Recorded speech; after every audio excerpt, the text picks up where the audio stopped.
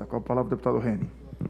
Obrigado, presidente. Boa noite a todos os colegas, boa noite a todos que nos assistem.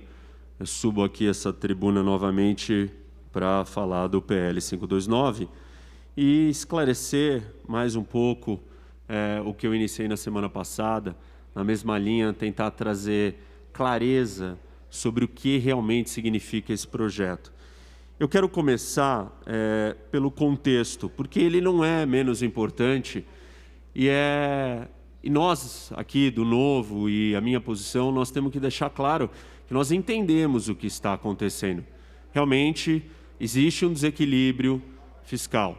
E isso não foi causado por uma má gestão. Ao contrário, o Estado de São Paulo ele tem talvez uma das melhores contas comparando com todos os outros estados do Brasil. Mas o mundo todo foi pego de surpresa por uma pandemia. E essa pandemia afetou realmente as contas aqui do nosso estado, não só do estado de São Paulo, mas de outros estados do Brasil inteiro e de outros países. Isso é uma coisa que está acontecendo no mundo inteiro. Então, o estado de São Paulo perdeu receita. Isso é real, é verdade, aconteceu. E o estado de São Paulo teve que gastar com outras coisas. Uma emergência de saúde grave e séria. Então, as contas estão desequilibradas. E nós não podemos fingir que isso não está acontecendo. Isso sim é real e precisa ser tratado com a seriedade que se demanda. Nós, do Novo, particularmente, temos uma preocupação muito grande pelas questões fiscais. Eu, na semana passada, disse que isso não era fruto de uma filosofia econômica somente, mas sim o resultado de lidar com a realidade. A gente no Brasil durante muito tempo não lidou com a realidade e as contas públicas faziam a população sofrer e pagar as consequências de um Estado quebrado, de um Estado endividado, que sempre quem acaba pagando essa conta são a população, os pagadores de impostos, enfim, todos aqueles que na hora que o rombo vem, sobra para eles. Então, durante muito tempo sofremos com isso, até que felizmente nós passamos uma lei, a Lei de Responsabilidade Fiscal, e colocou o Brasil num outro patamar nesse quesito. Mas esse fantasma ainda nos assombra, e nos assombra por muita irresponsabilidade fiscal. Irresponsabilidade fiscal significa você gastar aquilo que você não tem, você não fazer as reformas, você não enxugar o tamanho do Estado, você não entender os seus limites. E hoje mesmo essa discussão ela é pertinente na esfera federal. O teto dos gastos e como que isso vai afetar a economia brasileira. Claro que aqui nós estamos lidando com uma questão específica da pandemia e algo precisa ser feito, sem dúvida. E aí o governo nos propôs, a todos nós aqui, todos os deputados, e nós do Novo tivemos uma reunião com eles, o secretário, o Mauro, e ele disse que existem 4 eixos que o governo está trabalhando. Primeiro, do enxugamento da máquina.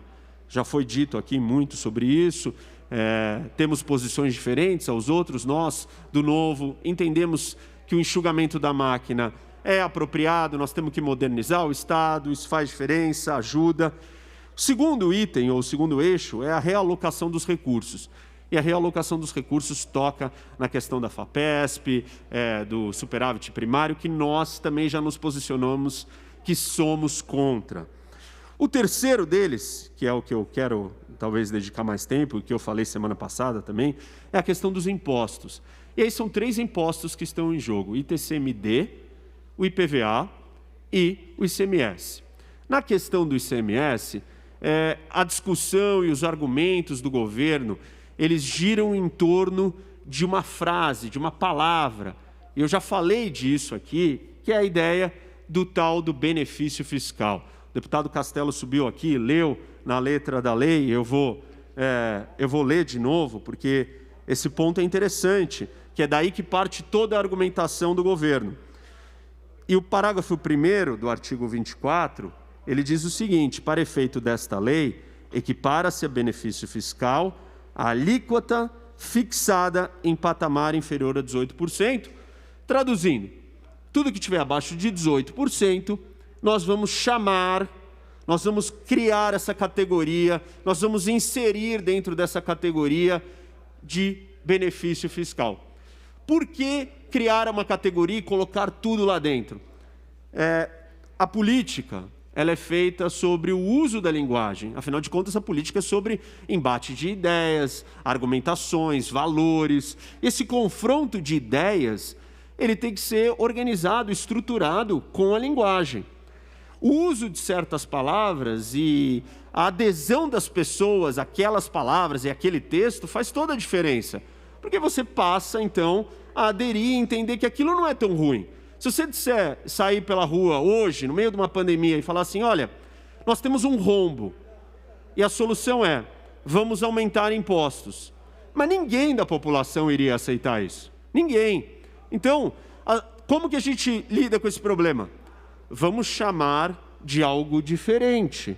Vamos dar um nome diferente para aumento de impostos. Como que a gente faz isso? Existem benefícios fiscais no estado de São Paulo? Claro que existem. Não é legítimo dizer que não existe isso. Existe. Eles têm que acabar?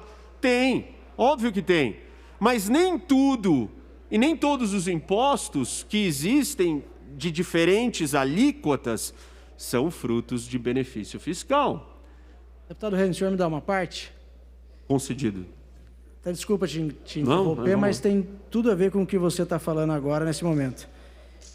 Política é o uso de palavras, e se você perguntasse para as pessoas na rua se eles quisessem aumento de imposto, a resposta seria óbvia, é claro que não. Inclusive, hoje à tarde, eu fiz justamente isso. Junto com o Bruno Wallace e um pessoal de São José dos Campos, a gente foi para a rua falar um pouco sobre o PL 529 e mostrar que tem aumento de imposto.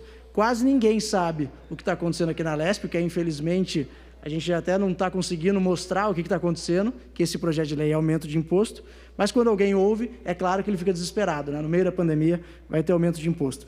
Mas, além de um discurso bonito, a gente tem o que é fato, né? Então, no começo da pandemia, eu fiz algumas indicações para o governador para que ninguém fosse protestado durante a pandemia, mas a gente está cansando de receber aqui mensagens de pessoas dizendo que foram protestadas agora e que foram incluídas no cadinho estadual. E mais importante, sobre o benefício fiscal, a gente fez também um requerimento de informação, porque a gente é da frente pela transparência, inclusive que o senhor faz parte, para entender quais são os benefícios fiscais concedidos, para quem, com qual contrapartida, e a resposta, obviamente, foi insatisfatória. Existe o que é votado aqui, mas grande parte do que é benefício fiscal é decidido lá na Fazenda, lá na Caixa Preta do governo. Obrigado. Obrigado, deputado. Realmente, a situação é muito ruim, né? Normalmente, na política, vocês escutam as pessoas, cada um defendendo só o seu lado e tenta exagerar o seu argumento e inflamar ele com o máximo de retórica que você puder. E não é isso que eu estou tentando fazer aqui. Eu reconheço que existe um problema, existe um desequilíbrio fiscal, ele foi causado pela pandemia, ele é sério, ele precisa ser tratado. Fato. Então, quando o governo traz o problema, está correto a análise do governo. Porém, a solução proposta não está correta. Primeiro porque ela tenta chamar tudo o que está acontecendo de uma coisa que não é. Isso não quer dizer que não existam benefícios fiscais, eu repito, porque eu não estou tentando apenas usar a linguagem que chame mais atenção para o meu lado ou para o que eu estou defendendo. Estou tentando trazer clareza para a discussão daqueles que nos assistem e que não acompanham os problemas do dia a dia, a linguagem legislativa do que tem aqui, mas que precisam entender.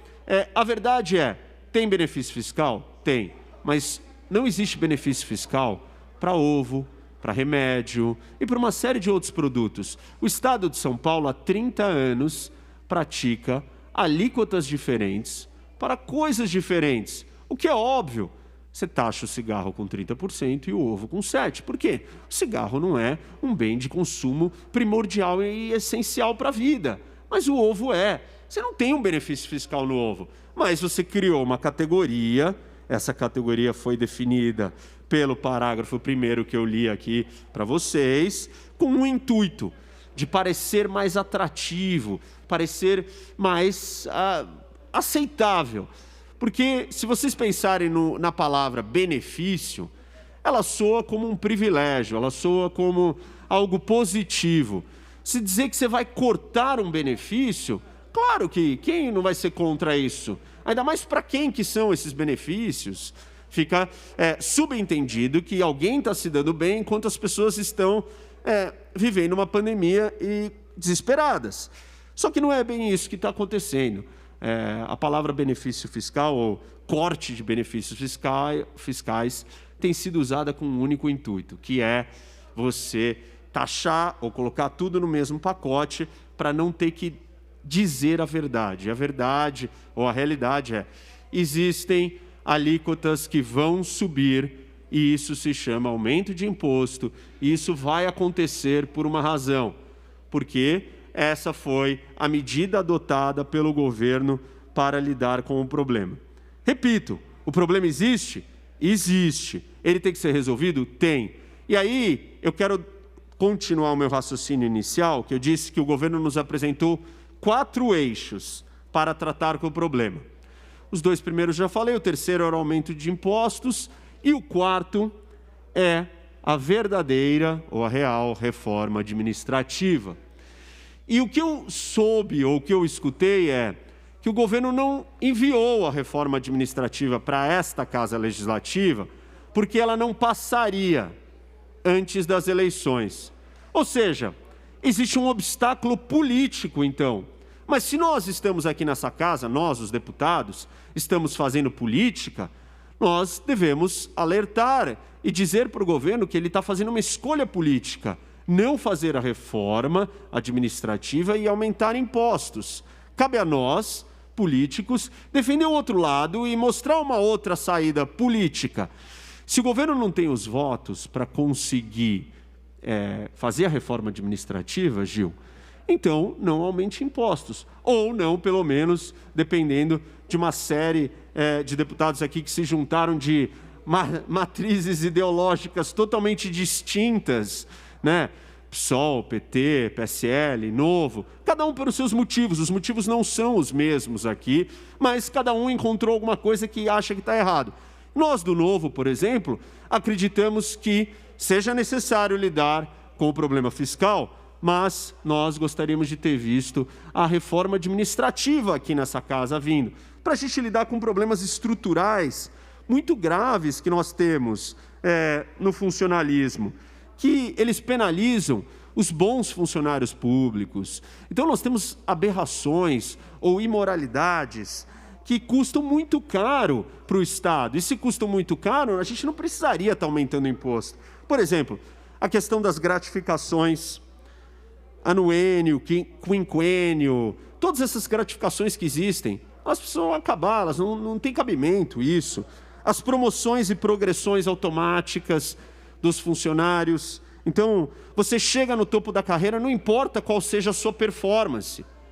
Isso é um incentivo contrário para aqueles que trabalham direito. Inclusive, isso é um incentivo contrário nas avaliações de desempenho que nós assistimos. Não importa qual seja a forma que você trabalhe no serviço público, você sempre vai ter a nota máxima. Que avaliação é essa? Você não está bonificando o mau funcionário, você está penalizando o bom funcionário. Outras imoralidades ou outras coisas mais duras, como férias, 60 dias de férias, licença-prêmio. A cada 5 anos trabalhado, você tira 3 meses de férias. A cada 20 anos, você tem direito a 1 ano de férias. Então, isso não tem cabimento. Quem está pagando essa conta? É a população, e a população agora tem que lidar com um aumento de imposto, quando, na verdade, ela poderia estar lidando com isso de uma outra forma. A gente precisa redistribuir melhor os recursos. Se existe uma minoria, que é essa minoria aqui dos funcionários públicos, que são capazes de se organizar politicamente, mérito deles, claro, e impedir que esse projeto venha ou que ele passe antes das eleições, a outra maioria silenciosa lá fora está cuidando da sua vida e não está organizada e parada. Mas é a nossa responsabilidade, a nossa função aqui, que estamos aqui representando essa população, essa maioria, vir defender e resolver o problema. E a solução do problema, ela passa primeiro por a gente cortar os gastos, cortar onde não tem cabimento, onde é imoral, onde está errado. E depois, sim, se mesmo assim nós tivéssemos um problema, nós vamos escolher com muita transparência e abertura onde e como teríamos que resolver o problema do desequilíbrio. Mas não foi assim, infelizmente, que o governo propôs a solução. Então, por isso que nós estamos aqui, nós votamos em vários dos projetos ao lado do governo, para enxugar a máquina, para desestatizar, mas nesse momento, desse jeito que o projeto está sendo apresentado e como ele foi construído, não dá para nós estarmos junto com isso. Então, o Novo e eu continuaremos aqui na nossa batalha para impedir que o 529 avance. Obrigado.